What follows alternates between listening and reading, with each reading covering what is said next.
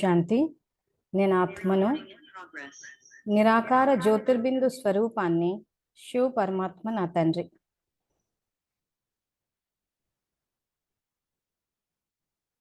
నేను ఆత్మను, శాంతి స్వరూపాన్ని, శివ పరమాత్మ నా తండ్రి. నేను ఈశ్వరీయ విద్యార్థిని, బాబా నాకు టీచర్. బాబా నాకు సద్గురువు, నేను మాస్టర్ సద్గురువును. శివ పరమాత్మ నాకు జీవిత భాగస్వామి, నేను శివ పరమాత్మకు జీవిత భాగస్వామిని. శివ పరమాత్మ నుండి బేహద్ పుత్రవాన్ భవ అనే వరదానాన్ని స్వీకరించి నేను జగన్మాతను అయ్యాను. జగన్మాత స్వరూపంలో పిల్లలందరి పాలన చేయటం నా కర్తవ్యం. జగన్మాత స్వరూపంలో పిల్లలందరికీ తండ్రి పరిచయాన్నిచ్చి తండ్రి సమానంగా చేయటం నా కర్తవ్యం.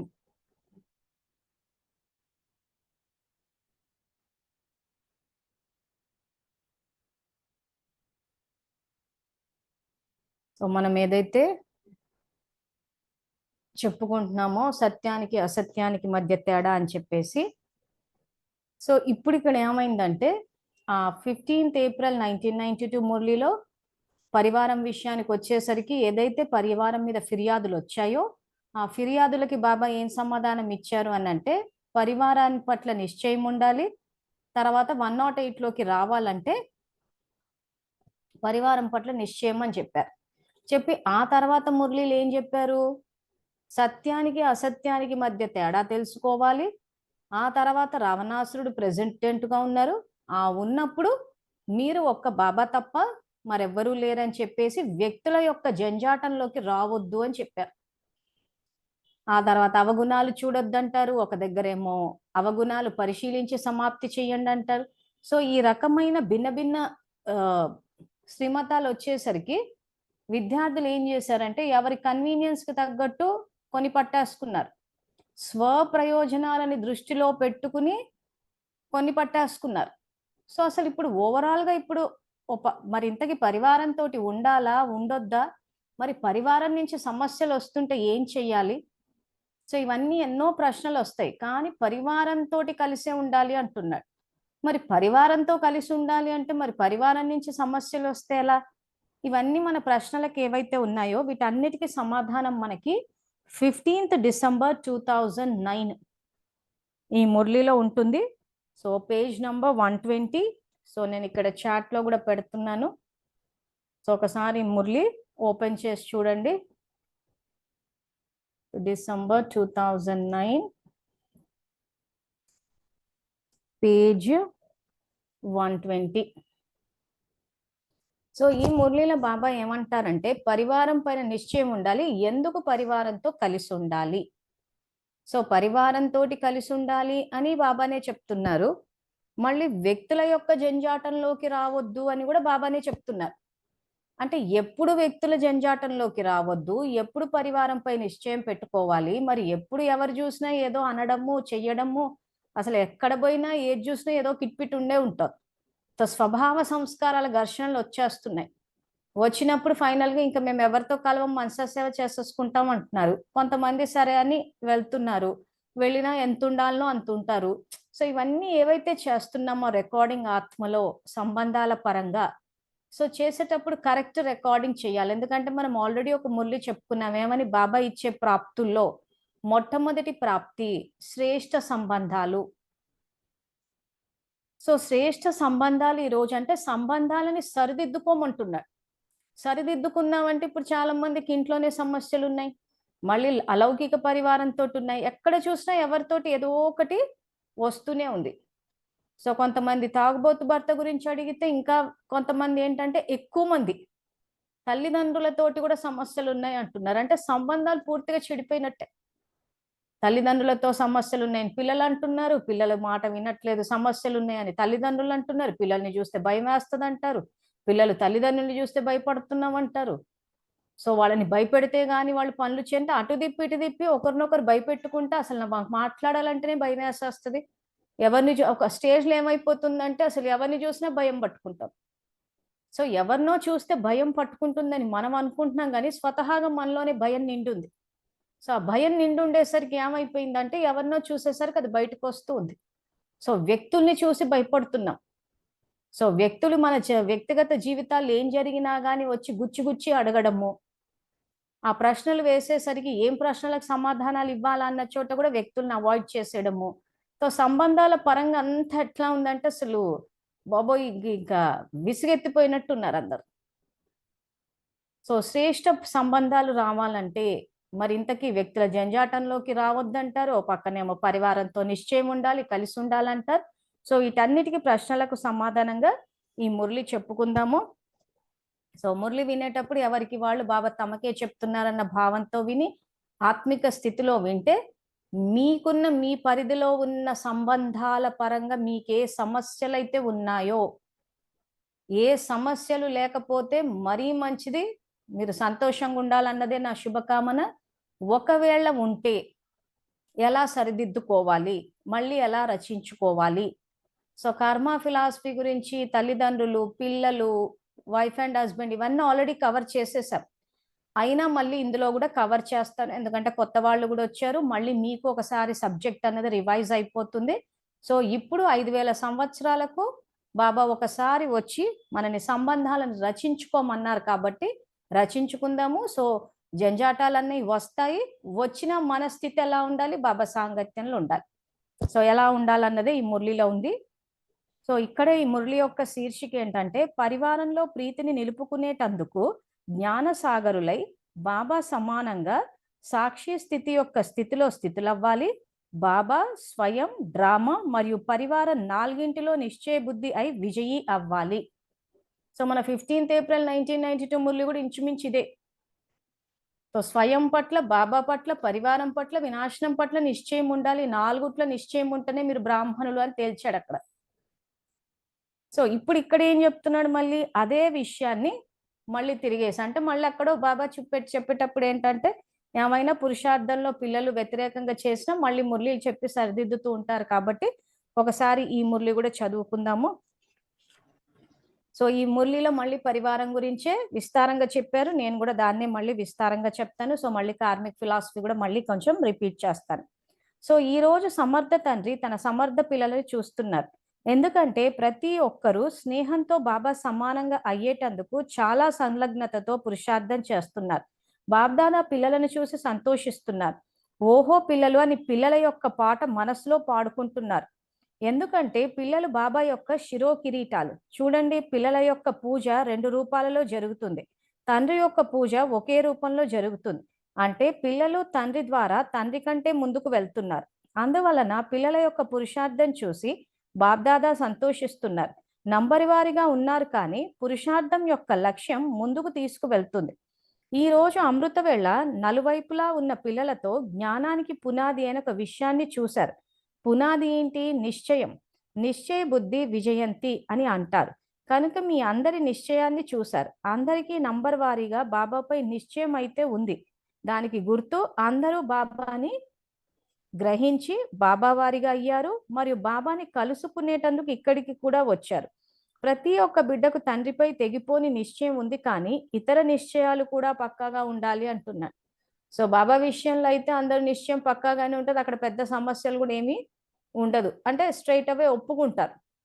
కానీ సమస్యలు వేరే వైపుల నుంచి వచ్చేసరికి ఏమైపోతుందంటే ఇంకా అప్పుడు అక్కడ సమస్యలు స్టార్ట్ అవుతాయని నెక్స్ట్ బాబా ఏం చెప్తున్నారంటే ప్రతి ఒక్క బిడ్డకు తండ్రిపై తెగిపోని నిశ్చయం ఉంది కానీ ఇతర నిశ్చయాలు కూడా పక్కాగా ఉండాలి. అవి ఏమిటంటే స్వయంపై నిశ్చయం, దాంతోపాటు డ్రామాపై నిశ్చయం మరియు పరివారంపై నిశ్చయం. ఈ 4 విషయాలలో పక్కాగా ఉండటం అంటే నిశ్చయ బుద్ధి విజయంతిగా అవ్వటం. అయితే ఈ 4 నిశ్చయాలలో పక్కాగా ఉన్నానా అని పరిశీలించుకోండి. సో మురళీలు చదివేటప్పుడు పరిశీలించుకోండి అన్నప్పుడు కొంత పాజ్ ఇవ్వాలి. ఇప్పుడు ఏమంటే క్లాస్ లైవ్గా నడుస్తోంది కాబట్టి మేము గ్యాప్ ఇవ్వలేము. కానీ క్లాస్ అయిపోయిన తర్వాత ఎవరికి వాళ్ళు ఆ 15th ఏప్రిల్ 1992 మురళి, ఆ తర్వాత సత్యానికి అసత్యానికి మధ్యలో తేడా, ఈ మురళి కలుపుకొని చదువుకోండి. సో మీరే చదువుకునేటప్పుడు మీకు గ్యాప్ ఇచ్చే అవకాశం ఉంటుంది కాబట్టి నిజంగా వీటిల్లో ఒకటి తర్వాత నేను చెప్పిన సీక్వెన్స్లో చదవండి. నిజంగా మీకు ఈ 4 నిశ్చయం ఉందా? బ్రాహ్మణులు అయ్యారా, లేకపోతే హాఫ్ కాస్ట్ బ్రాహ్మణులుగా ఉండిపోయారా అన్నది ఎవరికి వాళ్ళు చెక్ చేసుకోవాలి. ఇంకా తర్వాత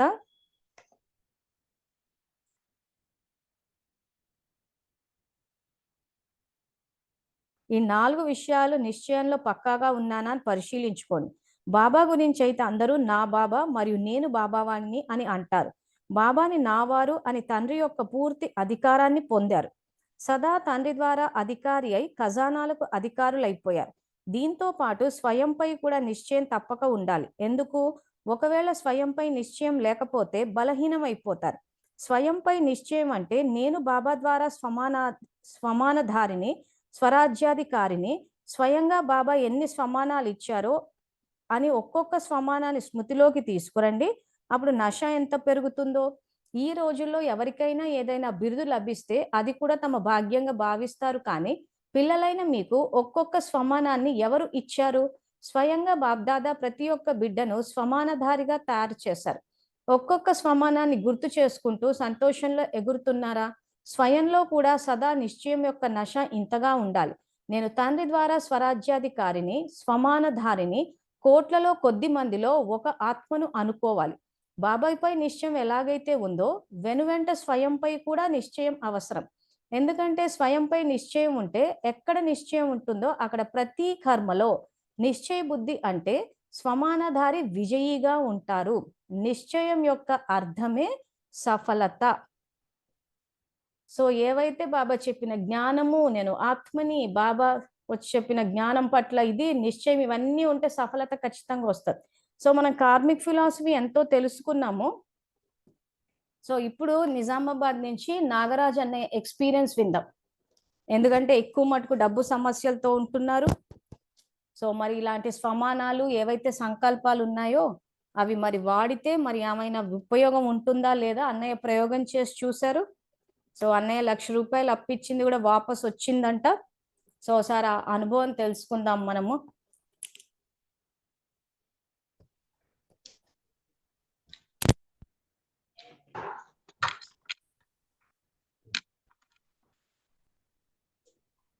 అన్నయ్య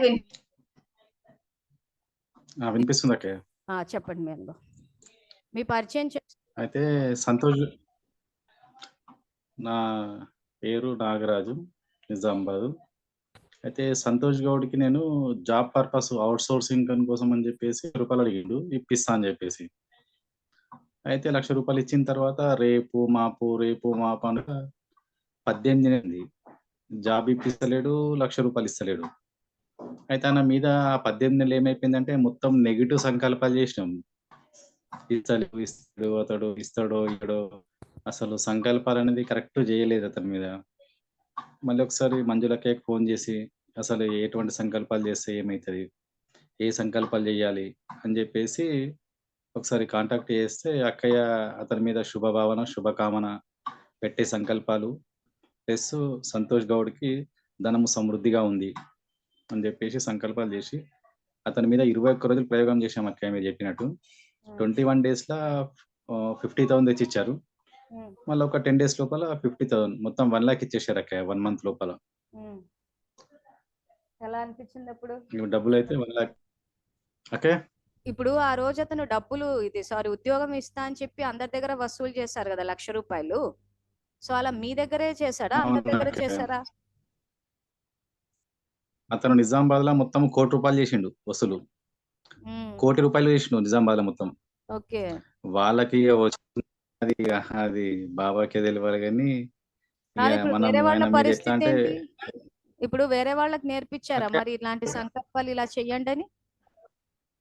ఇప్పుడు నేను ఆఫీస్ పోయినప్పుడు ఒక అతను వచ్చిండు, అన్నయ్య నేను కూడా ₹2,00,000 ఇచ్చానని చెప్పేసి.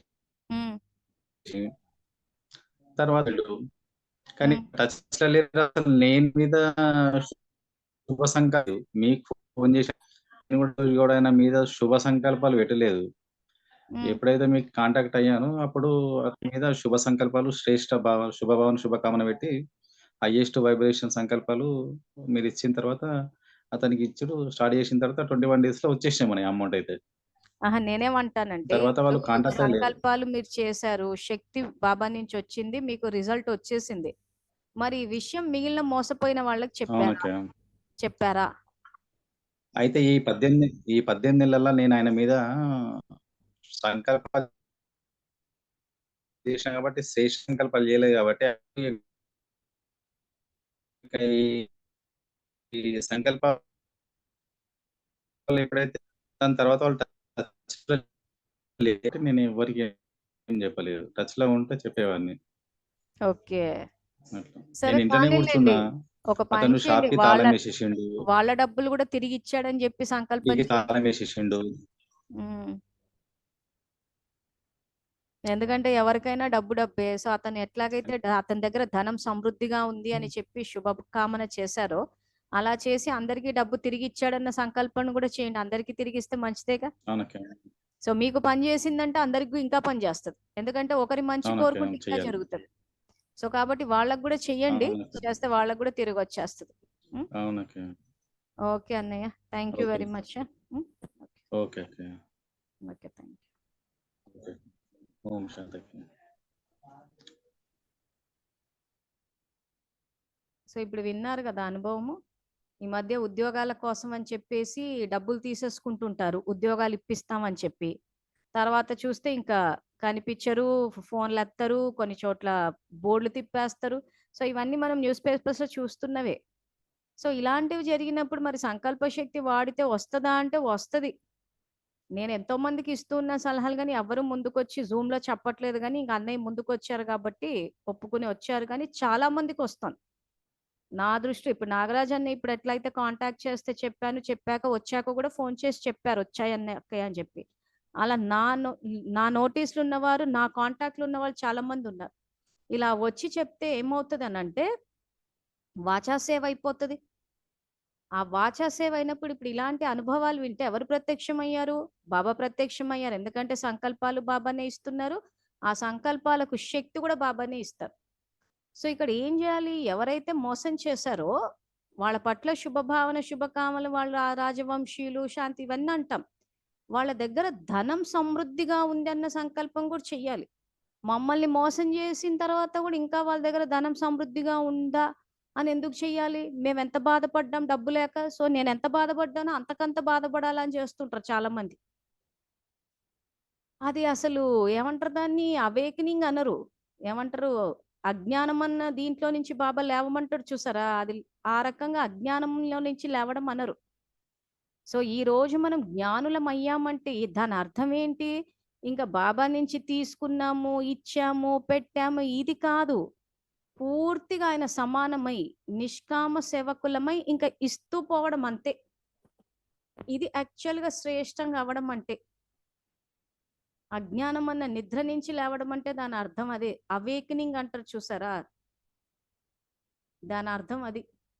అంటే ఏ స్టేజ్‌కొచ్చేయాలంటే ఇంకా మనకు నష్టం చేసినోళ్ళకి గూడా మంచి కోరుకోవాలి. వాళ్ళ దగ్గర ధనం సమృద్ధిగా వాళ్ళ దగ్గర ఇప్పుడు ధనం సమృద్ధిగా ఉందనుకోండి మంచిదే గదా!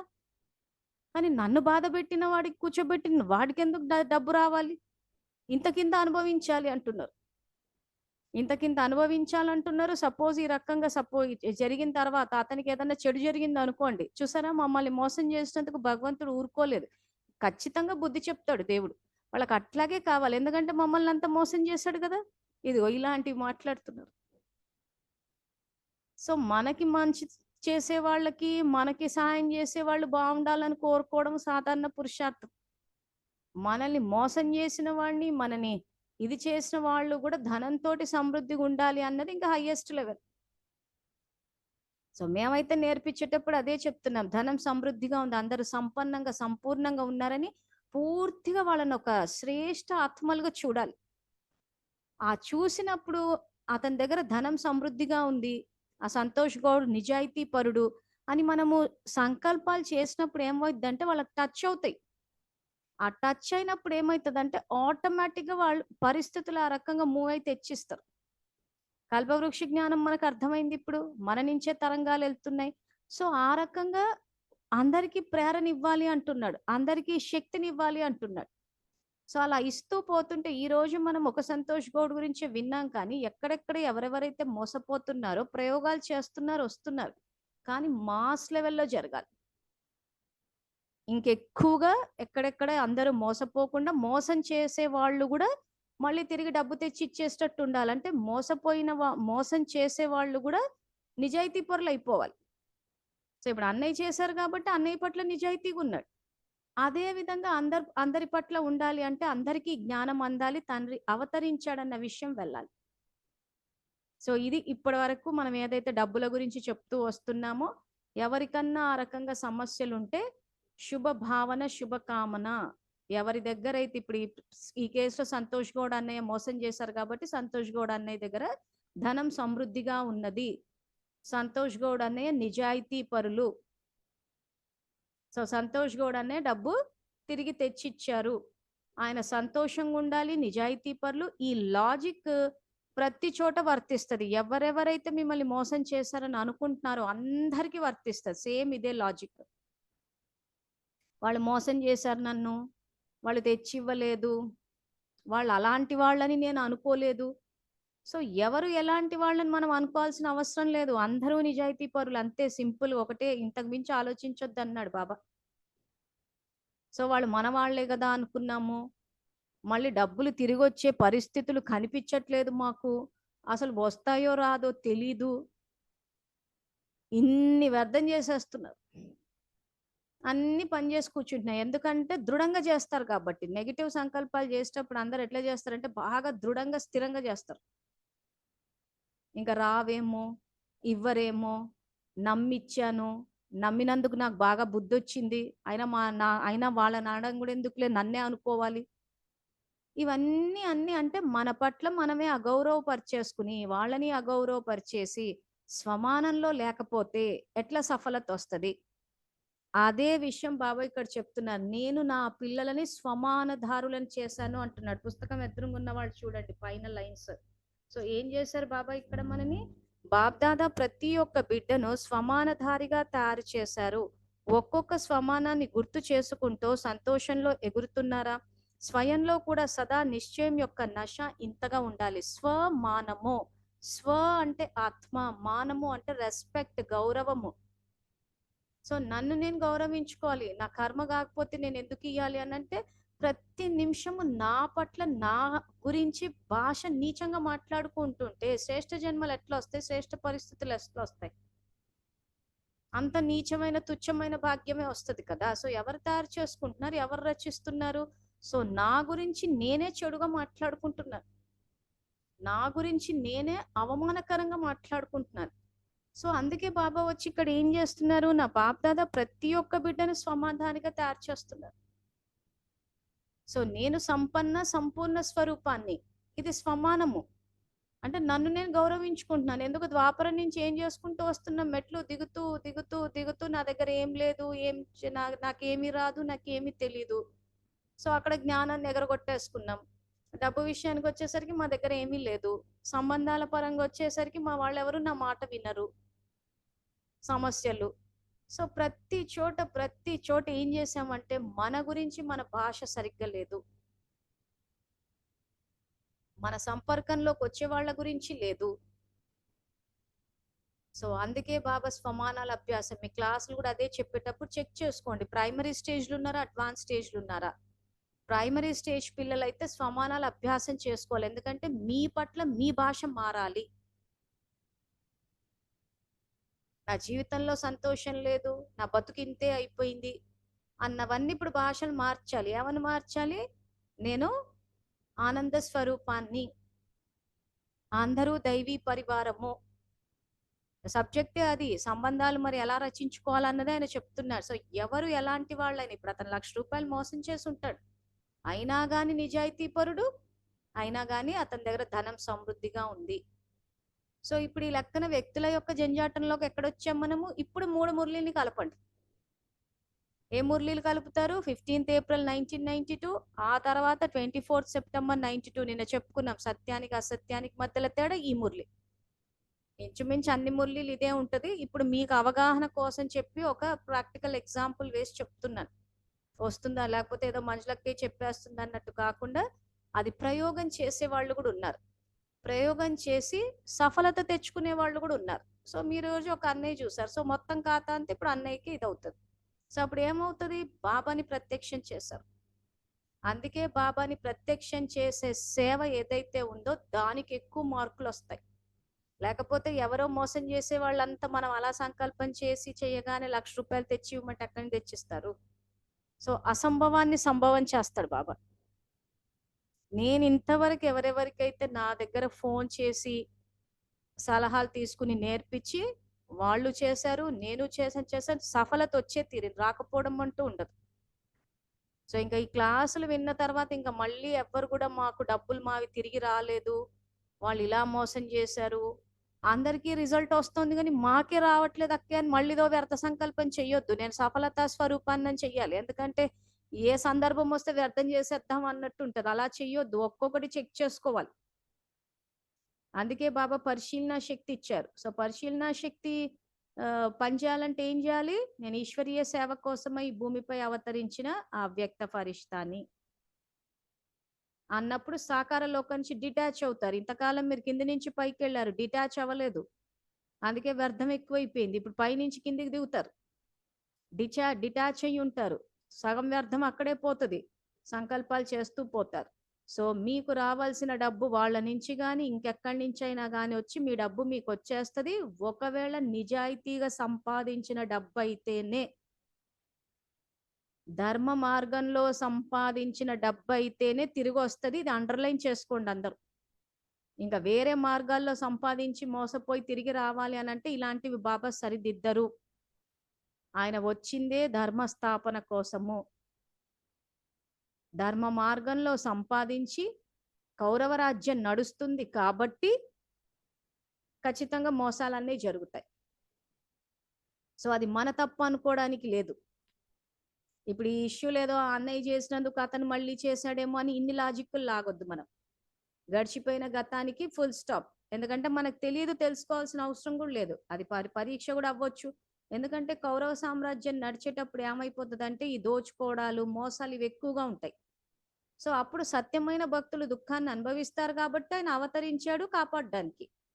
సో బాబాని తలుచుకుని ఆయన చెప్పిన విధిని పాటిస్తే డబ్బులు తిరిగి వస్తాయి. ఇది యాక్చువల్ పాయింట్. సో మళ్ళీ మన భక్త ప్రహ్లాద సినిమా టైప్. సో భక్త ప్రహ్లాదుడు ఏమైనా పాపాలు చేసుకొని వచ్చాడా? సత్యమైన భక్తుడే. కానీ అక్కడ జరుగుతున్న వాటికి భగవంతుడు కాపాడుతూ పోతాడు. సో ప్రతిదానికి నా కర్మ అని అనుకోవద్దు. కౌరవ సామ్రాజ్యం నడుస్తుంది, రావణాసురుడు ప్రెసిడెంట్గా ఉన్నాడు. సో రావణాసురుడు ప్రెసిడెంట్గా ఉన్నప్పుడు సత్యమైన భక్తులు సమస్యలను ఎదుర్కొంటారని చెప్పి ఆయన వచ్చి కూర్చొని ఉన్నాడు. ఇంకా ఆయన వచ్చి కూర్చున్నాక మనం భయపడాల్సిన అవసరమే లేదు. సో కాబట్టి రావణాసురుడు ప్రెసిడెంట్గా ఉన్నప్పుడు ఫాలోవర్స్ వాళ్ళు వీళ్ళు కొంత హడావిడి చేస్తారు. ఇలాంటివన్నీ చేసినప్పుడు ఆయన సొల్యూషన్ ఏం చెప్తున్నాడు? ఇదిగో మిమ్మల్ని సమానధారులుగా చేశాను, మీకు సఫలత వస్తుంది అంటున్నట్టు. స్వయంపై కూడా నిశ్చయం అవసరం. ఎందుకంటే స్వయంపై నిశ్చయం ఉంటే ఎక్కడ నిశ్చయం ఉంటుందో అక్కడ ప్రతి కర్మలో నిశ్చయ బుద్ధి అంటే సమానధారి విజయిగా అవుతారు. నిశ్చయం యొక్క అర్థమే సఫలత అంటున్నారు. సో ఆరోగ్యం విషయంలో సఫలత వస్తుంది, డబ్బు విషయంలో సఫలత వస్తుంది, సంబంధాల పరంగా సఫలత వస్తుంది. అసలు సఫలత రానిదంటూ ఉండదు. కానీ ప్రయోగం చేసి చూడాలి. ఏం సంకల్పాలు చేయాలన్నది ప్రతిదీ గ్రూప్లో వేసాం కాబట్టి అవి చేసుకుంటూ వెళ్ళండి, వచ్చేస్తుంది. కానీ నిశ్చయం ఉండాలి అవి పనిచేస్తాయని. మళ్ళీ అవ్వట్లేదు, నేను చేయడం మొదలుపెట్టి చాలా రోజులైంది, ఎప్పుడు వస్తుంది, నేను బాబాకి చెప్పినా బాబా పని చేయట్లేదు. సో అక్కడ మనం ఏం బాబాని జీతానికి పెట్టుకోలేదు. మనం చెప్పగానే చేయడానికి చెప్పాల్సిన అవసరం కూడా లేదు. ఇలాంటి సమస్యలు వస్తే ఆయనకు తెలుసు కాబట్టి ఆయన 36లో వచ్చి కూర్చున్న తర్వాత మనం ఏదో జీతానికి పెట్టుకున్నట్టు నేను చెప్పాను పని చేయలేదు, ఎన్నిసార్లు చెప్పాలి, బాబాకి ఎంత చెప్పినా వినట్లేదు. ఆ ఆఫీసులలో బాసులు ఇట్లనే మాట్లాడుతుంటారు. స్టాఫ్కి ఎంత చెప్పినా పని చేయరండి. ఎంత అని చెప్తామండి, ఎంత అని ట్రైనింగ్లు ఇస్తామండి. జీతానికి పెట్టుకున్నట్టే ఉంది. ఇంకా జీతం కూడా కాదు అసలు. కొన్ని సందర్భాల్లో మధురమైన పిల్లలు మాట్లాడుతుంటే ఏకంగా కూలికే పెట్టుకున్నట్టు ఉంటది. బాబా బ్యాగులు మోసారు, బాబా బ్యాగులు పైన పెట్టారు, బాబా నాకు కూరగాయలు తెచ్చాడు, బాబా నా బ్యాగ్ తీసుకొచ్చి పెట్టాడు, బాబా మైక్ పెట్టాడు అంటే అసలు స్థాయిని దింపి పడేశారు. ఎందుకు స్థాయిని దింపేశారు ఆ రకంగా ఆయనని? అంత జ్ఞానసాగరుడు, సర్వశక్తివంతుడు, పూర్తిగా విశ్వ పరివర్తన చేయనికి వచ్చాడు ఆయన. ఎందుకంటే యథార్థంగా గుర్తించలేదు ఆయనని. యథార్థంగా ఆయనని ఎందుకు గుర్తించలేదు? వీళ్ళని వీళ్ళు గుర్తించుకోలేదు కాబట్టి. వీళ్ళని వీళ్ళు గుర్తించుకో, అందుకే స్వయంపై నిశ్చయము, బాబాపై నిశ్చయము, పరివారంపై నిశ్చయము, డ్రామాపై నిశ్చయము. ఇదే ఆయన చెప్పే సబ్జెక్టు. సో ఎట్లా చేసి పెట్టారంటే అసలు ఇంకా మాలాంటి వాళ్ళకి అసలే ఆయన మీద ప్రేమ ఉంటది కాబట్టి ఇంక ఇట్లాంటివి వింటుంటైతే హర హర అనిపిస్తుంటది. అసలు ఒక బుక్కే రాసేసాను ఇవన్నీ విని అంటే ఇక చూసుకోండి నాకు ఎట్లా వచ్చేసింది లోపల నుంచి. అసలు ఎవరైనా ఆయన అట్లా తగ్గించి మాట్లాడుతుంటైతే ఇంక అసలు తట్టుకోలేము. అసలు మాకు తెలుగు భాష రాకపోయినా కూర్చుని బుక్ రాసామంటే ఎన్ని వినుంటాం ఆయన గురించి. అసలు భక్తిలో ఆయన తిట్టే తిట్లు సపరేట్ అంటే ఇక్కడ సపరేట్ ఉన్నాయి మళ్ళీ. అట్లీస్ట్ భక్తిలో నేను చూసినంత మటుకు కొంత గౌరవం ఇస్తారు. మరీ నా బ్యాగ్ మోసుకొచ్చాడు, మరీ ఇట్లా మరీ కూలీగా జీతగాడి కింద చూడరు ఆయన. ఒక గౌరవం అంటూ ఉంటుంది ఆయన పట్ల. ఇక్కడైతే మరీ టూ మచ్ అయిపోయింది. కాబట్టి కొంత స్వయం పట్ల నిశ్చయము, కొంత తండ్రిని యథార్థంగా గుర్తించాలి అక్కడ. నంబర్ వారీగా గుర్తించకపోవడం వల్ల సమస్యలు చూసారా ఎట్లా ఎదుర్కొంటున్నారు అందరూ? గుడ్డిగా వ్యక్తులు ఏది చెప్తే అది నమ్మేయడం మొదలు పెట్టేశారు. అందుకే తండ్రిని యథార్థంగా గుర్తించాలండి. సో వచ్చాయన ఏం చేస్తున్నాడు? మనల్ని స్వమానధారులే చేస్తున్నాడు. భగవంతుడు ఏం చేస్తున్నాడు అన్న ప్రశ్నకి ఇవే సమాధానాలు. ఎందుకంటే మనకి మనం గౌరవం ఇచ్చుకోవట్లేదు. అందుకే సో వచ్చినప్పుడు ఏం చెప్పాడు? స్వమానాలు అభ్యాసం చేయండి అంటే చేశారు. అందరూ చేస్తూనే ఉన్నారు. ఏళ్ల తరబడి చేస్తూనే ఉన్నారు. సో కాబట్టి ఇప్పుడు స్వమానాలు అభ్యాసం చేస్తాము, ప్రాక్టికల్ లైఫ్లోకి తీసుకొస్తాము. ఆ తర్వాత ఇందాక అన్నయ్య చెప్పినట్టు ఎవ్వరు ఎటువంటి వాళ్ళైనా కానీ మనము వాళ్ళ యొక్క ఒరిజినాలిటీనే చూడాలి. అందరూ నిజాయితీ పరులన్న సంకల్పమే చేయాలి. మోసం చేసే వాళ్ళే కావచ్చు, గవర్నమెంట్ ఆఫీస్లో మీకోసారి లంచాలు తీసుకుంటారని మా స్టాఫ్ ఎగ్జాంపుల్ ఇచ్చి అది కానీ, పోలీసులు కావచ్చు, న్యాయస్థానాలు కావచ్చు, ఎక్కడైనా వాళ్ళు ఎంత కరప్షన్ అని ఉండండి, వాళ్ళు నిజాయితీ పరులన్న సంకల్పం చేయాలి. సో అప్పుడు ఆటోమేటిక్గా మన పట్ల నిజాయితీ పరులుగా ఉంటారు. ఇది ప్రాక్టికల్ ఎగ్జాంపుల్స్ చెప్పాను. ఇక్కడ థియరీలో బాబా అదే చెప్పారు.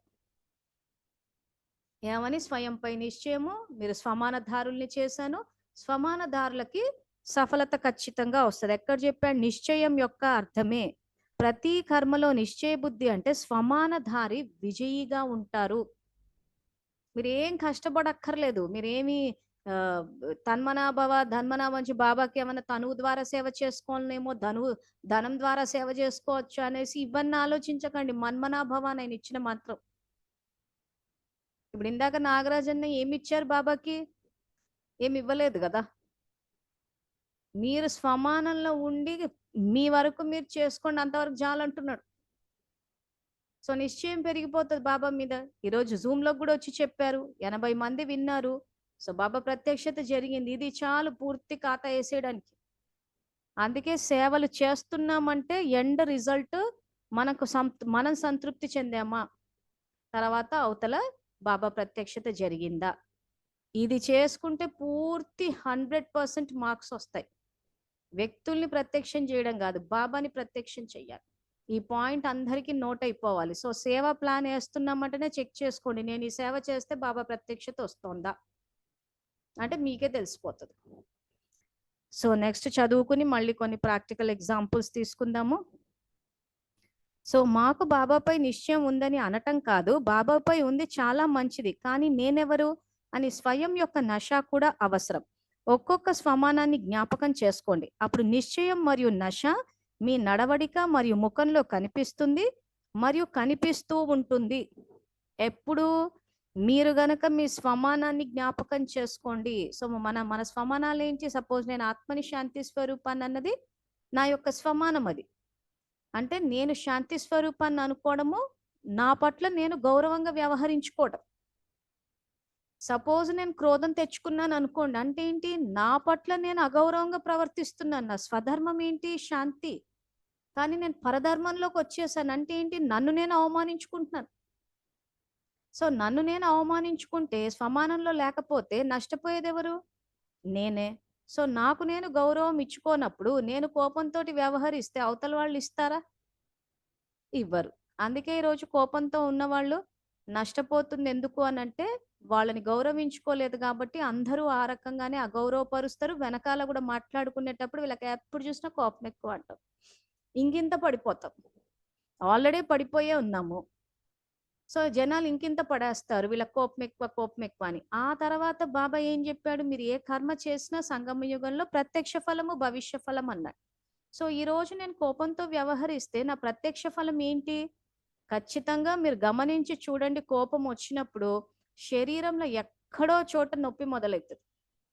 కొంతమందికి హెడేక్ రావచ్చు, కొంతమందికి గొంతెండిపోవచ్చు, కొంతమందికి నర్వ్స్ అన్నీ నొప్పొస్తాయి, కొంతమందికి హెడేక్ వస్తది. సో, ఎక్కడో చోట బాడీలో దాని ప్రభావం అన్నది తెలుస్తది. అంటే ఇన్‌స్టంట్ పనిష్మెంట్ అంటే ప్రత్యక్ష ఫలం.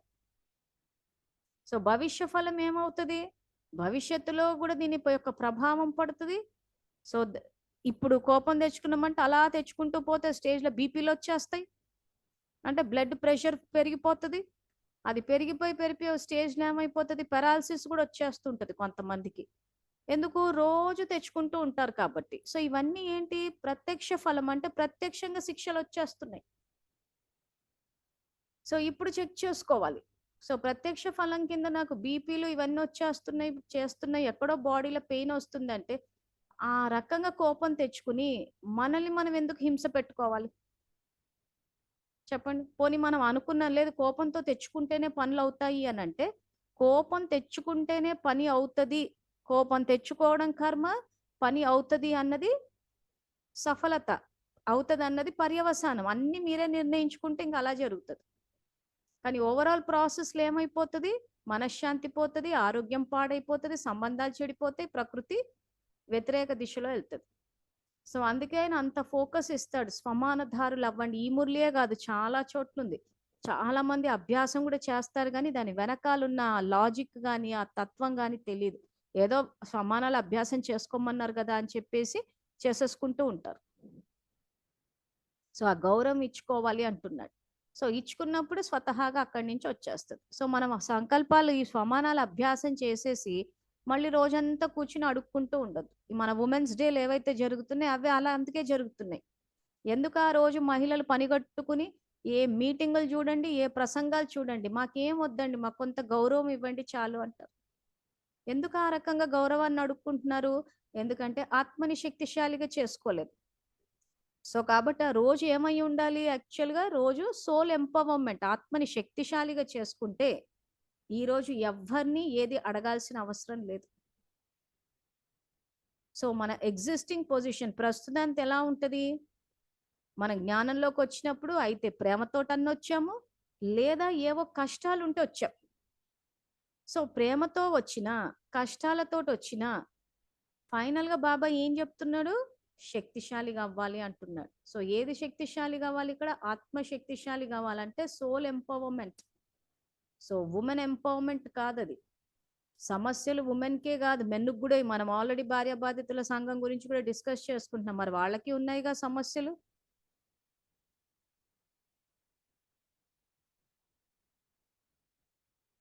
సో, మరి వాళ్ళకి సమస్యలున్నప్పుడు పూర్తిగా ఆడవాళ్ళకే ఉన్నాయని అనుకోవడానికి లేదు. ఇంకా ఖచ్చితంగా చూస్తే ఆళ్ళకే ఎక్కువున్నాయి ఇంకా.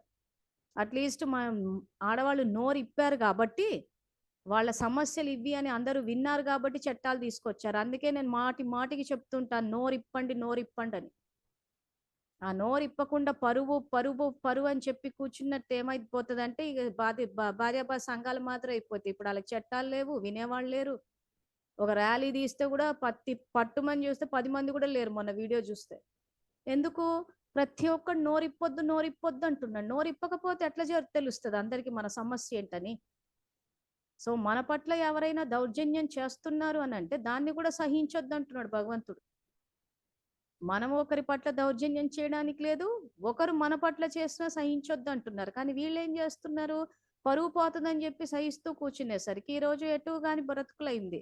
ఆడవాళ్ళు ఏం చేశారు? నోరిప్పారు. సమస్యలు జెప్పారు, సంఘాలన్నారు, నిద్ర లేచారు. సో, చట్టాలొచ్చేసినాయి. ఈరోజు సురక్షితంగా ఉన్నారు. చాలా మట్టుకున్నారు. ఏవో కొన్ని సంఘటనలు జరిగాయని చెప్పేసి, ఏదో మొత్తం అంతా అన్యాయం అయిపోయింది అనుకోవడానికి లేదు గానీ, ఓవరాల్‌గా చూస్తే చాలా బావున్నారు. సో ఆ రకంగా మన పట్ల మనం గౌరవం అన్నది ఇచ్చుకున్న రోజున ఆటోమేటిక్గా మనము మనకి ఇచ్చుకోవాలి, అందరికీ ఇస్తూ పోతే ఆటోమేటిక్గా అదే తిరిగి వచ్చేస్తుంది. సో అదే అని ఇక్కడ చెప్తున్నారు. మీరు సమానాలు ఏవైతే అభ్యాసం చేస్తున్నారో చేసిన తర్వాత ప్రాక్టికల్కి కూడా తీసుకురావాలి. నేను ఆత్మని శాంతి స్వరూపాన్ని అన్న స్వమానాన్ని అభ్యాసం చేస్తే మీ ప్రాక్టికల్ లైఫ్లో శాంతి కూడా తీసుకురావాలి. అది సపరేట్ ఇది సపరేట్ చేస్తే సఫలత రాదు. కాబట్టి ఎప్పుడైతే ఒక్కొక్క స్వమానాన్ని జ్ఞాపకం చేసుకోండి, అప్పుడు నిశ్చయం మరియు నశ మీ నడవడిక మరియు ముఖంలో కనిపిస్తుంది మరియు కనిపిస్తూ ఉంటుంది. వీటితో పాటు మూడవ విషయం, డ్రామాపై నిశ్చయం కూడా చాలా అవసరం. ఎందుకంటే డ్రామాలో సమస్యలు కూడా వస్తాయి మరియు సఫలత కూడా వస్తుంది. సో స్వయంపై నిశ్చయము, బాబాపై నిశ్చయము, తర్వాత డ్రామా, ఆ తర్వాత పరివారం అని చెప్పి ఇప్పటికి బాబా స్వయం పైన, బాబా పైన, ఇప్పుడు నెక్స్ట్ డ్రామా పైన చెప్తున్నారు. సో దీని గురించి ఏం చెప్తున్నారంటే, డ్రామాపై పక్కా నిశ్చయం ఉంటే డ్రామా యొక్క నిశ్చయంతో నిశ్చయ బుద్ధిగా ఉన్నవారు సమస్యను సమాధాన రూపంలోకి మార్చేసుకుంటారు. ఎందుకంటే నిశ్చయం అంటే విజయం. ఎవరిపై విజయి అవుతారు? పరివర్తన చేయటంలో. ఒక్క సెకండ్లో సమస్య పరివర్తన అయిపోయి సమాధాన రూపంలో అయిపోతుంది. అలజడిలోకి రారు, అచంచలంగా ఉంటారు. ఎందుకంటే డ్రామా యొక్క జ్ఞానంతో స్థిరంగా అచంచలంగా తయారవుతారు. సో డ్రామా జ్ఞానం తెలుసుకుంటే స్థిరంగా అచంచలంగా తయారవుతారు అంటారు బుక్లో. మా మురళీల బాబా కానీ చాలా మంది డ్రామా జ్ఞానం విని నిరుత్సాహపడిపోయారు, అర్రో ఏది మార్చుకోలేమంటారు. సో ఇప్పుడు మనకు జ్ఞానం వచ్చేసింది, మార్చొచ్చు అన్న విషయం తెలిసింది. సో అది పక్కన పెట్టేద్దాం, ఇప్పుడు ఎలాగో తెలిసింది కాబట్టి. ఇప్పుడు డ్రామా జ్ఞానంతో స్థిరంగా అచంచలంగా తయారవుతారు అంటారు. ఎట్లా తయారవుతారు? సో డ్రామా జ్ఞానం ఏం చెప్తుంది? ప్రతి నిమిషం రికార్డింగ్ నడుస్తుంది అని చెప్తుంది. సో రికార్డింగ్ నడిచేటప్పుడు వర్తమానంలో నేనేం ఆలోచించాలి అన్నది కూడా బాబా చెప్పేశారు. సో చెప్పేసినప్పుడు అవతల మోసగాళ్లే కావచ్చు, ఎవరైనా కావచ్చు. సో ఇప్పుడు మనకు తెలిసిపోయింది సంకల్ప శక్తి ఏంటా అని చెప్పి. సో డ్రామాలో మనం ఏది రికార్డ్ చేస్తే అదే అక్కడ బయట జరుగుతుంది. దృష్టి ద్వారా సృష్టి ఇంకొక భాషలో.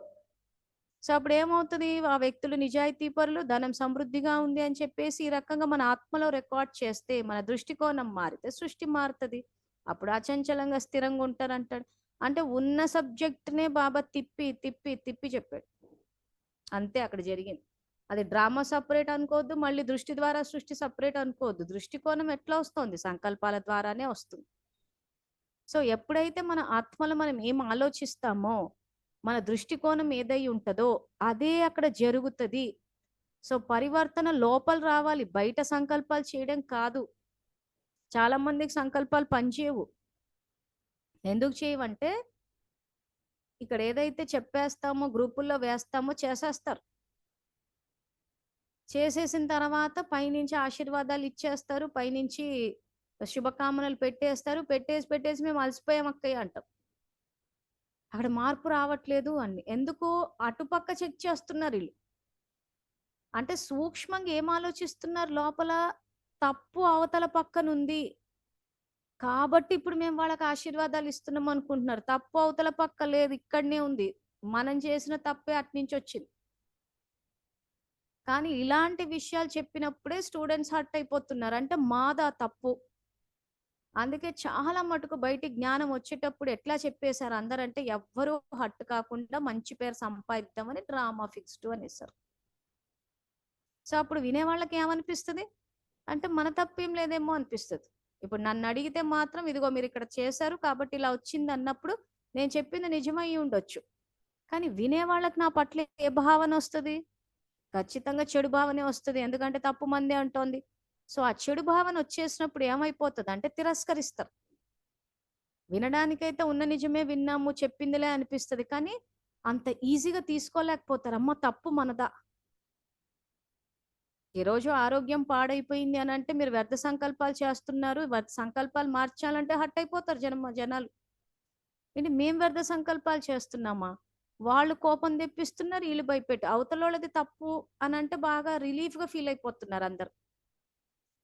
కానీ అవతల వాళ్ళది ఎట్లా ఇదవుతుంది? ఆయన చెప్పే డ్రామా జ్ఞానమే అది ఇక్కడ. మీకు గనక డ్రామా పైన నిశ్చయం ఉంటే సఫలత వస్తది అంటున్నాడు. ఏం చెప్తున్నాడు డ్రామా జ్ఞానము? మీరేది ఆలోచిస్తున్నారో మీకు రికార్డ్ అవుతుందని చెప్పాడాయన. ఈ సబ్జెక్ట్ అర్థమైతే తెలిసిపోతది. సో, దానివల్ల ఏమైపోతుందంటే, వ్యక్తులకు ఆ రకంగా ఎవరైతే నిజాలు చెప్తారో, ఉన్నదని చెప్తే, ఆ వ్యతిరేక భావన వచ్చేసరికి ఏమైపోతుందంటే, ఆ డ్రామా రికార్డింగ్ ఎలా జరుగుతుంది? ఎలా చేస్తున్నామన్న జ్ఞానం పూర్తిగా ఎందుకంటే కొన్ని టాపిక్స్ ఎట్లుంటాయంటే, అవి వ్యక్తిగత చర్చలు. కొంతమందేంటంటే, వీడియోలు ఇట్లా విని క్యాచ్ చేసేస్తారు. చేసేస్తారు గూడా. కొంతమందికి ఇంకా నిశ్చయ బుద్ధి లేనప్పుడు ఏమవుతదంటే, ఆ చర్చలు పెట్టుకున్నప్పుడు కొంత ఇదవుతది. కానీ అక్కడ ఏమైపోతదంటే, ఆ మనోభావాలు దెబ్బ కొట్టేసుకుంటారు. ఎందుకు నాదెట్లా తప్పవుతది? నేను మంచిదాన్ని గదా! అక్కిలా ఇలా చెప్తది. ఆ తిరస్కరించేసరికి ఏమైపోతదంటే, అదే రికార్డింగ్‌లోకొస్తది. ఆ రికార్డింగ్‌లోకొచ్చినప్పుడు ఏమైతదంటే, ఆ నిజాలు చెప్పేవాళ్ళు, సహాయం చేసేవాళ్ళు, ఉన్నది ఉన్నట్టు చూపిచ్చేవాళ్ళు జీవితాల్లోకి రాకుండా పోతారు. సో, ఎవరొస్తారు? అబద్ధాలు జెప్పేవాళ్ళు, మోసం జేసేవాళ్ళు, పరిస్థితిని అడ్వాంటేజ్ వాళ్ళొచ్చేస్తారు. ఎందుకంటే, మీరు అలాంటోళ్ళనే కోరుకుంటున్నారు గాబట్టి. సో, అందుకే డ్రామాపై నిశ్చయం. డ్రామాలో మీరు ఏది రికార్డ్ చేస్తే అదే జరుగుతది. ఎక్కే కళ, దిగే కళ అన్నీ ఇప్పుడే రికార్డ్ అయితాయి అంటున్నాడు. కాబట్టి స్వయంపై, బాబాపై, డ్రామాపై వీటిపైన నిశ్చయం అన్నది ఉంటే మీకు సఫలత వస్తది అంటున్నాడు. సో, ఇంకోటి ఏం ఆలోచించమంటున్నారంటే, డ్రామా యొక్క జ్ఞానంతో స్థిరంగా, అచంచలంగా తయారవుతారు. కల్పపూర్వం కూడా నేనే సమాధాన స్వరూపంగా అంటే సఫలత ఆత్మగా అయ్యాను. ఇప్పుడు అయ్యాను. మరల కల్పం తర్వాత కూడా నేనే అవుతాను అనే నిశ్చయం ఉంటుంది. ఈ నష డ్రామాపై నిశ్చయాన్ని పక్కా చేస్తుంది. నేను అయ్యాను, ఇప్పుడు నేనే, మరల కూడా నేనే అవుతాను అన్న నష గర్వం ఉంటుంది. అందువలన ఈ పురుషార్థి జీవితంలో డ్రామాపై నిశ్చయం కూడా అవసరము. సో, ఇక్కడ బాబా ఏం ఆలోచించాలనో చెప్తున్నారు. పుస్తకాలు ఎదురుంగా పెట్టుకున్న వాళ్ళంతా ఈ సంకల్పాలు అండర్‌లైన్ చేసుకోండి. ఏది అండర్‌లైన్ చేస్తారంటే, కల్పపూర్వం కూడా నేనే సమాధాన స్వరూపం అంటే సఫలత ఆత్మగా అయ్యానన్న దగ్గర నుంచి డ్రామాపై నిశ్చయం కూడా అవసరము. అంతవరకు పుస్తకాన్ని అండర్‌లైన్ చేసేసేయండి. చేసి ఎప్పుడైనా అంటే ఈ సంకల్పాలు ఎందుకు ఇచ్చాడు మురళిలో అంటే, ఎప్పుడైనా మనకి పోయిన కల్పంలో నేను చేశానో లేదో. సో, పోయిన కల్పంలో చేశామా లేదా అన్న విషయం మనకు తెలీదు. కానీ వర్తమాన జీవితం చూసుకుంటే అయితే తెలుస్తది. సో, ఇంత లోతుల్లోకెళ్ళిపోయి చెయ్యలేదేమో, పెట్టలేదేమో అని ఆలోచించకుండా కల్పపూర్వం కూడా నేనే సమాధాన స్వరూపాన్ని, నేనే సఫలత ఆత్మను. అంటే కల్పపూర్వం ఈ మురళిలో కాక ఇంకో మురళిలో అయితే సింపుల్‌గా ఇచ్చాడు. కల్పపూర్వము నేను విజయీ స్వరూపాన్ని, ఇప్పుడు విజయీ స్వరూపాన్ని, కల్పకల్పము విజయీ స్వరూప్. ఇంతకు మించి ఎక్కువ ఆలోచించొద్దని చెప్పాడు. సో, డ్రామా జ్ఞానం వ్యతిరేక దిశలో వెళ్ళే వాళ్ళంతా ఎట్లా ఆలోచించారంటే కల్పపూర్వం చేయలేదేమో. ఎందుకు ఆలోచించారు? సోమరితనం, నిర్లక్ష్య భావన. సో, సోమరితనం, నిర్లక్ష్య భావన సంగమ యుగంలో చెప్పుకోవడానికి బానే ఉంటాయి గానీ, కష్టాలొచ్చినప్పుడే సమస్య అనిపిస్తది. సరే మనకి సోమరితనంగా ఉంటాము, నిర్లక్ష్యంతో ఉంటాము అనంటే ఉండొచ్చు. సో, ఆ సోమరితనంతోటి ఏమైతాయి? అన్ని వ్యర్థ సంకల్పాలే చేస్తారు.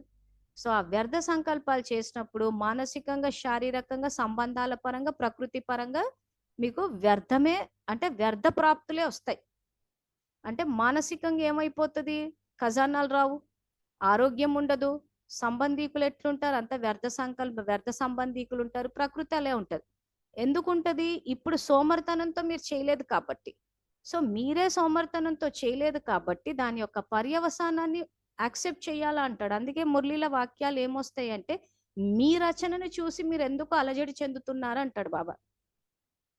సో, మీరే రచించుకున్నారు ఆ రకంగా. మరి రచించుకున్నప్పుడు మీ రచనే మీ ఎదురుగక వచ్చినప్పుడు, ఎందుకు అలజడి చెందుతున్నారంటే, అప్పుడు అందరూ షాక్ అయితున్నారు. మేం రచించుకున్నామా? మేమెందుకు ఇలా రచించుకుంటాం? మేమింత చెత్తగా పురుషార్థం చేశాం అక్కయ్య అని అడుగుతున్నారు. వచ్చేసినాయి గదా! మరి పరిస్థితులు ఎదురుంగా కనిపిస్తున్నాయి అంటే మనం చేసుకుందే గదా! సో, అందుకే ఇప్పుడేమంటున్నాడాయన? ఇప్పుడు మార్చండి అంటున్నాడు. సో, స్వయంపై నిశ్చయం అంటే ఏంటి? నేను స్వమానధాన్ని, నేను సంపన్న స్వరూపాన్ని, ధనం సమృద్ధిగా ఉంది, శాంతి స్వరూపాన్ని, నేను ప్రకృతిది జీతాత్మను అని అన్ని రకాలుగా ఇక్కడ కూర్చొని సరి చేయొచ్చు. ప్రత్యక్ష ఫలం ఇస్తా అంటున్నాడు. సో, సరే అయిపోయిందేదో అయిపోయింది. వర్తమానంలో ఆయన ప్రత్యక్ష ఫలం ఇచ్చేటప్పుడు చేసేస్తే అయిపోతదిగా. సింపులా కాదా, ఏమన్నా కాంప్లికేటెడ్ ఇష్యూనా ఇది? సో ఈ రకంగా మనల్ని మనం గౌరవించుకోగలమా లేదా, అది ఈజీనా కాదా? ఒకసారి చాట్లో పెట్టండి, ఎంతవరకు క్యాచ్ చేశారు? సహజ మార్గం అంటాడు ఇది బాబా. మనల్ని మనం గౌరవించుకోవడం, స్వమానధారులు అవ్వడం. సో సహజ మార్గమా కఠిన మార్గమా ఇది మనల్ని మనం గౌరవించుకోవడం? ఈజీ అక్కయ్య, చాలా ఈజీ అక్కయ్య అంట. సహజం, ఈజీ. ఇంతే బాబా చెప్పిన జ్ఞానం, ఆయన చెప్పిన మంత్రం. అందుకే మన్మనాభవ, మనస్సు ద్వారా. ఆ మన్మనాభవ అన్న విషయాన్ని పక్కన పెట్టేసి ఎప్పుడైతే మనం తన్మనాభవ ధన్మనాభవ అని మీరు అనుకున్నారో అక్కడే మీకు సమస్యలు వచ్చాయి అంటున్నారు. సో ఆ తన్మనాభవ ధన్మనాభవ అనుకున్నప్పుడు మీరు ఏమయ్యారంటే స్వదర్శన చక్రధారులు అవ్వాల్సిన చోట ధనుస్యదారులు అయిపోయారు అన్నాడు బాబా మురళిలో. ఈ పదాలన్నీ మురళిలో ఉన్నాయి.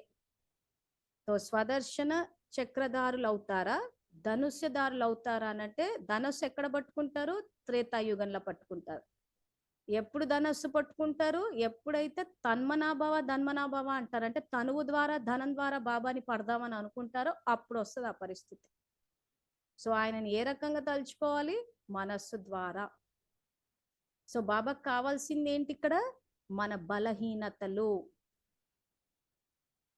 ఎగ్జాంపుల్ ఎవరిది ఇచ్చాడు? బ్రహ్మబాబా. జ్ఞానంలోకి వచ్చాక బ్రహ్మబాబా చేసిన మొట్టమొదటి పని ఏమని చెప్పాడు శివబాబా మురళిలో? బలహీనతలు సమర్పణ చేసేశారు.